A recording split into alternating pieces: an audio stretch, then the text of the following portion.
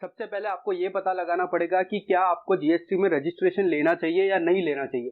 ये पता लगाने के लिए आपको ये वाली वीडियो देखनी पड़ेगी। ये यहाँ पे आई बटन में एक लिंक आ रहा होगा, आप वहां पे देख सकते हैं। जैसे ही आपको पता चलता है कि आपको रजिस्ट्रेशन करवाना पड़ेगा तो उसके 30 दिन से आपको जीएसटी में रजिस्ट्रेशन लेना पड़ेगा। फिर आपको देखना पड़ेगा कि आप क्या एग्जिस्टिंग लॉ में रजिस्टर्ड थे या फिर आपको आपका जो आप जिस कमोडिटी में डील कर रहे हैं उसके अंदर आपका भाई नया जीएसटी उसके ऊपर लागू हो रहा है।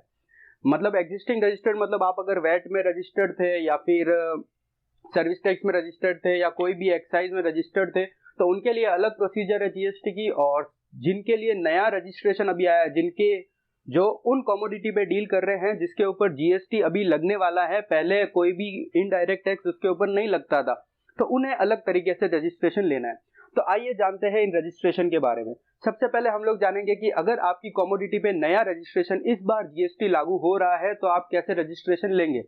सबसे पहले आपको एक जीएसटी REG 01 फॉर्म लेना है, उसका पार्ट ए फिलअप करना है। पार्ट ए फिलअप करके आपको या फिर तो इंटरनेट पे जीएसटी की वेबसाइट है उस पर अपलोड कर सकते हो या फिर जो सरकार द्वारा निर्धारित फैसिलिटेशन सेंटर है वहां पे आप सबमिट कर सकते हो। उसके अंदर आपको एक पान की डिटेल देनी जरूरी, ईमेल की डिटेल देनी जरूरी और एक मोबाइल नंबर देना जरूरी है।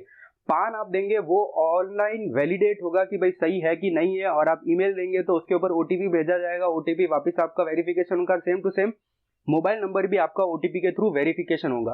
तो ये इस तरह से वेरिफिकेशन प्रोसीजर कंप्लीट होगी।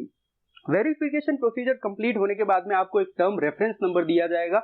टर्म रेफरेंस नंबर मिलने के बाद में आपको जीएसटी REG 01 जो पहले फॉर्म था उसका पार्ट भी फिलअप करना है और साथ ही साथ जो रिक्वायर्ड डॉक्यूमेंट्स है वो साथ में लगाने हैं, और उसको भी आप चाहे तो पोर्टल या फिर फैसिलिटेशन सेंटर पे दे देना है।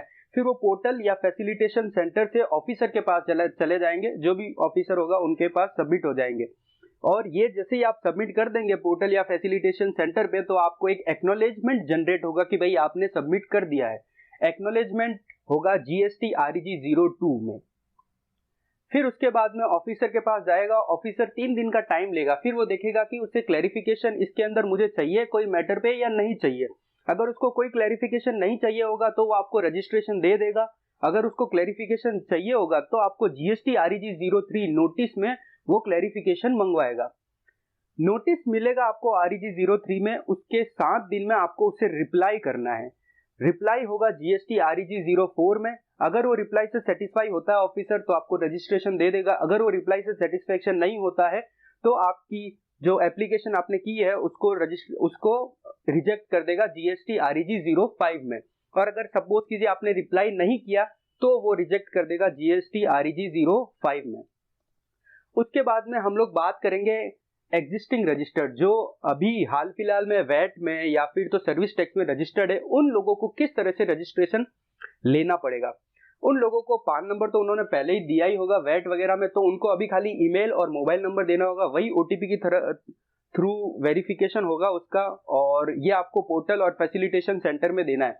जैसे ही आप पोर्टल पे अपलोड करते हो या फैसिलिटेशन सेंटर पे देते हो तो आपको एक प्रोविजनल रजिस्ट्रेशन दिया जाएगा। प्रोविजनल रजिस्ट्रेशन मतलब एक टेम्पररी टाइम के लिए एक रजिस्ट्रेशन दिया जाएगा जो जीएसटी REG 25 में दिया जाएगा। ये रजिस्ट्रेशन देने के बाद में 3 महीने में आपको जीएसटी REG 24 फॉर्म है वो फिलअप करना है, साथ ही साथ जो डॉक्यूमेंट्स चाहिए वो डॉक्यूमेंट्स अटैच करने हैं और वो आपको पोर्टल या फिर फैसिलिटेशन सेंटर में सबमिट कर देने हैं। सबमिट करोगे तो वो चला जाएगा ऑफिसर के पास में। उसके बाद में ऑफिसर देखेगा कि जो भी आपने डिटेल्स दी है वो करेक्ट है या नहीं है।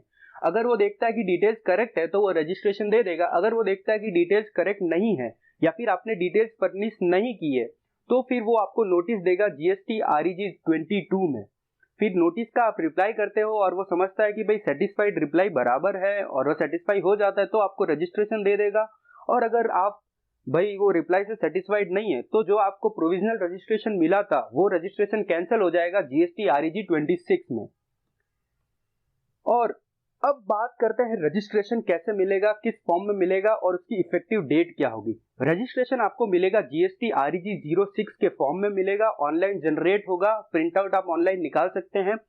जो आपका रजिस्ट्रेशन नंबर होगा उसके अंदर पहले 2 कैरेक्टर होंगे वो स्टेट कोड होंगे और फिर बाकी के 10 कैरेक्टर पान कार्ड नंबर होगा आपका, और बाकी के उसके बाद के 2 कैरेक्टर एंटिटी कोड होंगे और 1 कैरेक्टर कोई भी चेकसम कैरेक्टर होगा। अब जीएसटी की रजिस्ट्रेशन आप करवाते हो तो इफेक्टिव डेट कौन सी, इसका मतलब आपका रजिस्ट्रेशन कब माना जाएगा कि आपने रजिस्ट्रेशन ले लिया है। तो समझिए आपकी जब लाइबिलिटी आती है रजिस्ट्रेशन करवाने की और आपने 30 दिन में रजिस्टर करवा दिया तो और आपको रजिस्ट्रेशन मिल जाता है तो ऐसा माना जाएगा कि रजिस्ट्रेशन आपने लिया है जब से आपकी लाइबिलिटी आई है रजिस्ट्रेशन लेने की। और आप सपोज कीजिए 30 दिन के बाद रजिस्ट्रेशन लेते हैं, मतलब आप उन्हें उन 30 दिनों में रजिस्ट्रेशन नहीं लिया, तो ऐसा माना जाएगा कि रजिस्ट्रेशन उस दिन लिया गया है जिस दिन आपको रजिस्ट्रेशन सर्टिफिकेट इश्यू हुआ है। तो ये है इफेक्टिव डेट रजिस्ट्रेशन की। तो दोस्तों ये था जीएसटी का इजी प्रोसीजर कि आप किस तरह से जीएसटी में रजिस्टर कर सकते हैं खुद से ही। सिर्फ आपको पोर्टल पे रजिस्टर करना है, मतलब सारा काम ऑनलाइन है, आपको खाली सारे डेटा फिलअप करने हैं, सारे डॉक्यूमेंट्स रेडी रखने हैं और आपको इजीली रजिस्ट्रेशन मिल जाएगा।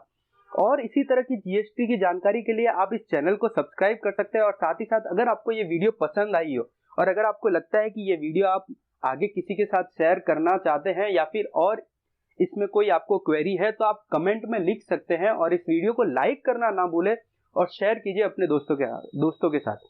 Thank you and